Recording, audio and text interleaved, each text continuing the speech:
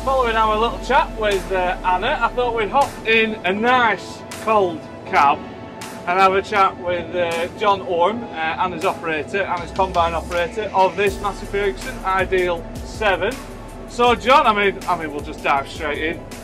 First season with the Massey Ideal 7, how's it going? It's going really well. Yeah, it's just so easy. Really. It takes all the pressure off. You know, what with the guidance and the auto Harvest Plus. Yeah. So basically, you just once you set it at the end, you just sit and watch until you That's get to it. the other end, and then that's it. So it takes it all out of you at the end of the day. You feel really good. Yeah. Yeah. And have you worked for Anna long? Did you drive her previous combines as well? Since 1984 when I first started. All right. Growing up, so yeah, a few years. You've been around a minute or two then. Yes. So yeah, we've had four Massey combines before this one. Since 1986, that the first one, Massey one was. And then we just normally keep them 10, 11 years and then move on, sort of thing. That's it. And what was the previous Massey Ferguson combine to this one? We had a 7380 auto level one.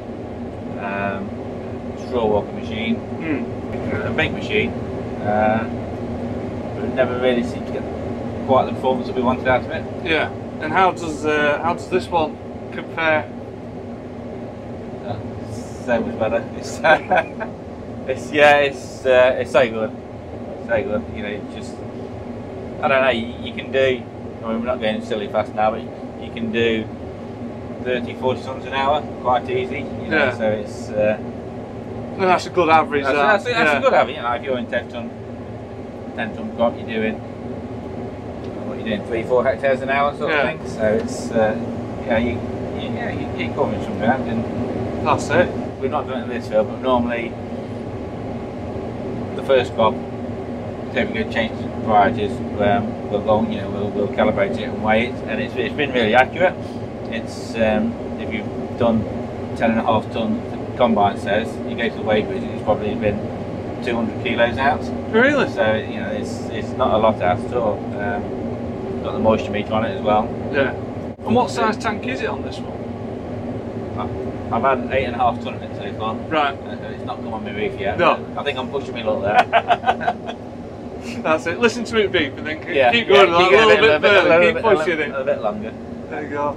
And all the data off the combine, off that screen, do you use that data? Do you transfer it to like a farm office software? I have yield mapped every field that we've done so far, so it's just a matter of putting it onto USB and then putting it on the computer, so that it'll be interesting to see how, what difference that can do for us, whether it can improve things that way. Obviously you've been in the hot seat all season. What's kind of, sort of the performance of the combine been like? It's been really good. You just set it, you can set it to this Harvest Plus, which is like try and keep the machine running at its optimum. So once you've set what losses you're happy with, your minimum forward speed, your maximum forward speed and the maximum load, and then, now we're full, then you just let it do the rest. So the rotor losses is the one that seems to be the overriding one that slows you down a little bit, or the one that controls it most. But the other, like the sieves and that, it's really good. Like now we're doing like nearly 40 ton an hour, so it's. And out the back, what's straw quality been like? It's really good. It's amazing how you can grab a full length of straw and you look at it and you think, well, that's not been thrashed. And then you go and look at it and there's no grains in there at all. Yeah. And then last night when it was getting a bit hot and brittle, I thought it was smashing up a little bit. Just looking from the cab, and when you go and have a look, it's not actually that bad. So it's quite surprising really how good it has been. Yeah, it looks like it's got a fair old unloading speed as well. Really quick. It's too quick for our little trailers. We need bigger trailers, I think. And how have you found it sort of unloading and things like that, and visibility down to the... Yeah, it's really good. Yeah, no, unloading's good. With the other combine, because it's auto level, you can cheat a little bit, so you can tilt it closer to the trailer. Alright. So I've lost that, but you can turn this down really quickly. Yeah. So like, if we do one full bin, and then the second bin, we'll have to turn it down, so you'll have a bit more control over it. So moving on to the header, which I think this is a power flow header. It is a power flow header. Yeah. Yes. And this will be a 30 footer. 30 foot. Huh? Yes, better. It's got a bigger auger from the old combine. They've changed the belts. So you had power flow on your previous one, yeah, right? Yeah, so you've had experience we've had before. power flow for a long time. Yeah. All right. I think I'm missing now if I went away from it. Yeah. But these ones are chain driven, and they're bigger belts. So with the other ones, every now and again you get a bit of a slippage. Not very often, but every now and again. Yeah, but these seem to drive a lot better. And then with the bigger auger, the old combine had a rape auger on the top to stop the rape trying to come right, yeah, bubble it over. Yeah. So this one hasn't got it, but it's got the bigger auger, and it didn't once try and come over. It handled it all in. So you think, well, if you'd had a vape auger, it probably would have been a waste of time, sort of thing. So that's I've only blocked it up once. Right. And that was only a little. That was when it was going late, but it just rewound and off we went again. There you go. Yeah. And what is it you like about the power flow headers? Having had them for quite a while. I just like the way it presents. You know, you can see it cuts it. You got good visibility, and then the heads fall like they are now. They just fall on, and they're all being presented into the machine nice and not heads first. Yeah. Nice and even. Just makes it easy for the rest of the machine, doesn't it? If you got the start process correct, then the rest of it. Well, that's it. All starts here, doesn't it? It does, yeah. If you can get it presented right, it must be a lot easier on all the threshing and separation that comes after it. And with the crop just sort of, falling on a moving table and coming straight back towards the combine, do you find yourself adjusting the reel much at all? Or is that I try and use it as little as possible. Yeah. So like now it's hardly touching. But I have set it for, because we keep speeding up and slowing down with the harvest plus, I put it on auto. So basically it's going the same speed as we're travelling. So it is literally just tickling the top. Yeah.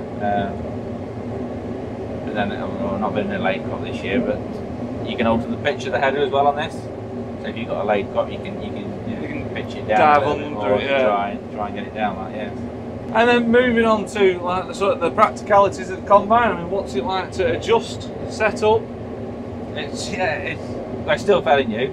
The head is easier, better visibility to put on than the old one. You got more space. The other one you have the wheels underneath, so you've got minimum movement. Whereas this you've got loads of space underneath. You can see very easy. A lot of the adjustments when you're combining, you do from the cab, same as the old combine. So in terms of your, like your daily checks, is there much? Not really. I blow it off every morning. I always think if I blow it off, you get a good chance to see. Just inspect the combine while you're blowing it off. And what's kind of like access like around the machine? It's really good. Yeah, it's really good to get into the. Anywhere really. Yeah, it's the best by far that we've had. Get into the rotor really easy. You've got 4 side panels that you can take off, and you're in the length of it, sort of thing. With this being sort of like an opportunity for Agco as a whole to kind of start from fresh, do you think they've really got back on track now with the combines, particularly the Massey brand, and making a combine that is actually just a combine that you can get on with? Really? Yes. We had a go with. It was an 8 a couple of years ago, and I was surprised how good it was. And I was like, oh, you're smiling. So they seem to have ironed out everything that didn't work on the other ones and put them right. Yeah. And so, there's just some silly little things. Like if you want to clean the window, you got a handle so you can hold it. You got a lot more space, so you can go around the windscreen and just clean it. But you got a handle you can hold on to rather than just sort of balancing yourself. Just silly things like that, but it makes a difference. So they seem to have really thought about it. And then things like engine and characteristics. What's it like? Has it got plenty in reserve? It seems so. Yeah, we're now using 68, 70, 56% of the power. When you put the chopper on, you've probably got 70, 80. I've not been on a steep hill yet, but it seems, yeah, fit for purpose, definitely, yes. And the drive concept with, you know, with this lever and, you know, pulsing it forward, is that the same as before? Yeah, yeah. So right, so that's something you're used to. Pretty similar Yeah. to the last one, so it's, I've not had to get used to too much there, sort of thing, but it's, yeah, the joystick's pretty much the same. Right. And the screen? Yeah, the screen's pretty similar, yeah. Right. Yeah, this little one's different. So you got your fuel, AdBlue, just a little monitor there, but then that one you can change quite a bit, so that's quite good. So that's just like, so a few immediate figures for you? Yeah, this is, so you got your fuel, your AdBlue, your revs, forward speed, motor losses, sieve losses, and then you got your yields at 10.4, grain tank, then you can change that, so you can have how much is in the tank or your moisture. So that's just a good little monitor just to keep an eye on. And then you got your general settings in this one.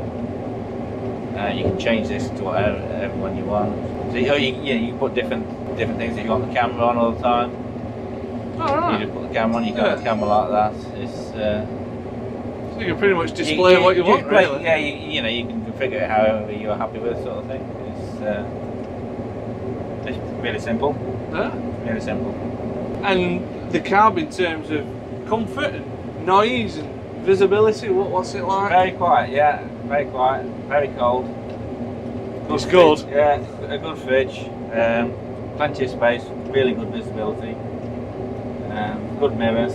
Yeah, so I can't fault it really. Yeah. You got the Easy Rider legs there as well. Get the feet up as well. Yeah. And you were saying it's working to the sieve losses, is it? It's going as fast as it can. If you go, it keeps changing. So if you go into performance, so you got your minimum speed, your maximum speed that you set, and then you got your load that you want. So you can change all these, and then how fast you want it to react. And then this is the one that's slowing us down at the moment. So your rotor losses. All right. And then your your sieve losses, you got nothing. So basically anything grey is fine. When you go into yellow, that's where you don't really want to be. So that's basically where we've set the line. So at the moment, that's what's just slowing us down. Right. But we're doing 12 ton a hectare. Yeah. So you know, and then if we get a bit thinner, we'll start to speed up again. That's it. And all you have to do when you come back into work here is just knock the lever to the right. Yeah, I just click the auto steer button and click the lever to the right, and off we go. In fact, you don't even have to do that. If you press the headlamp button, and then it'll pick the header up for you, put the wheel down if you want, U-turn, and then press the headlamp button again, and it'll lift the wheel up, drop the header down, and then set you off at the speed that you were before. Right, and will that do guidance activation as well? No, you just, no. That's just that's another button down, is it? Another button next to it. Right. Not hard to do that, it's... Ooh, I need something to do. Well, yeah, I suppose just to finish off, just sum up your time with the Massey Ferguson Ideal 7 Combine. So far. Yeah, no, it's been really good. It's you know, starting at the front, the header's been really good. It's really quiet. Happy with what grain's on the floor. Straw quality's good. You know, yeah, really pleased with it. Really, you know, it's. I mean, we've not been in a testing time. It's not been a wet season as such, has it? So you know, whether it'll be a bit different. So just breaking it in gently. Yeah, you know, if you got to go and just nip out, you know, and combine some at 16-17%, it might be a different story. But so, you know, so far so good. Yeah.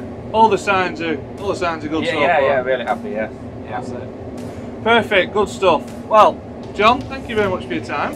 That's been absolutely spot on. And thank you to you guys for watching. I hope you enjoyed that, learning about the Massey Ferguson Ideal 7 Combine. As ever, go check out landpowertv.com for more custom reviews like this, and also our very own reviews of various pieces of machines. Follow us on our Facebook and YouTube as well, see what we're up to, and we'll see you again next time. Thank you very much.